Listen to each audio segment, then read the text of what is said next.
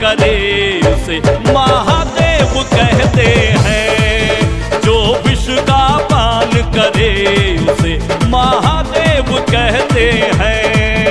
महादेव महादेव महादेव महादेव महादेव महादेव महादेव महादेव महादेव महादेव महादेव महादेव महादेव महादेव महादेव।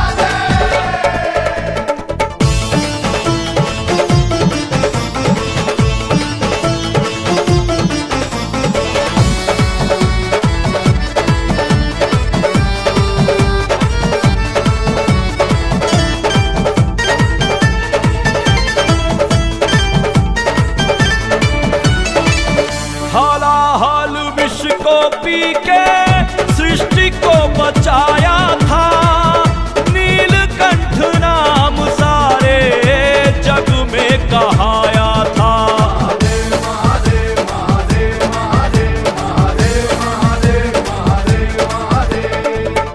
हालाहल विष को पी के सृष्टि को बचाया था। नीलकंठ नाम सारे जग में कहाया था। भयहारी सुखकारी ये सारे देव कहते हैं। भयहारी सुखकारी ये सारे देव कहते हैं। जो विष का पान करे उसे महादेव कहते हैं। जो विष का पान करे उसे महादेव कहते हैं। महादेव महादेव महादेव महादेव महादेव महादेव महादेव महादेव महादेव महादेव महादेव महादेव महादेव महादेव महादेव।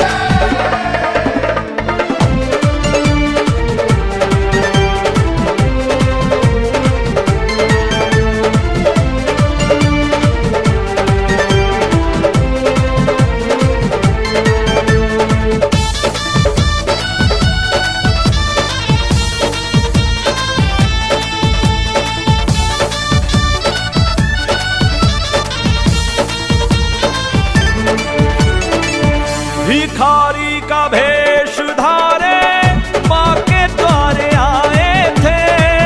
सादगी के कारण बाबा भोला कहाए थे।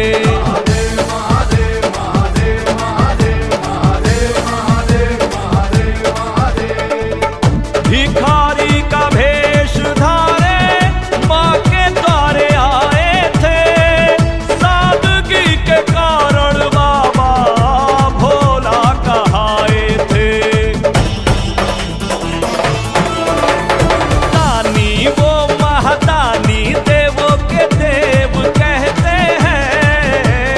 दानी वो महादानी देवों के देव कहते हैं। जो विष का पान करे उसे महादेव कहते हैं।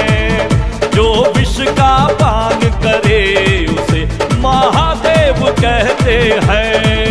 महादेव महादेव महादेव महादेव महादेव महादेव महादेव महादेव महादेव महादेव महादेव महादेव महादेव महादेव महादेव।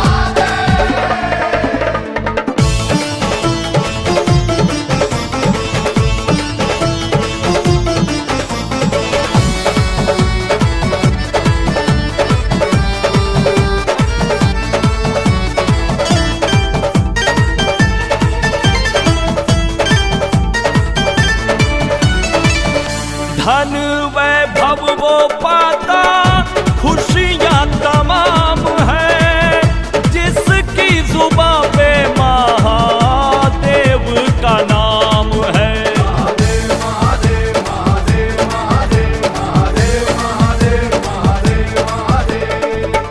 धन वैभव यश पाता खुशियाँ तमाम है।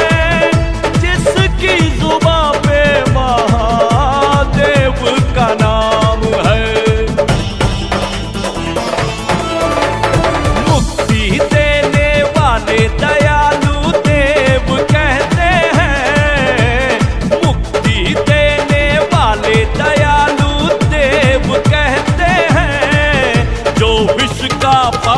करे उसे महादेव कहते हैं।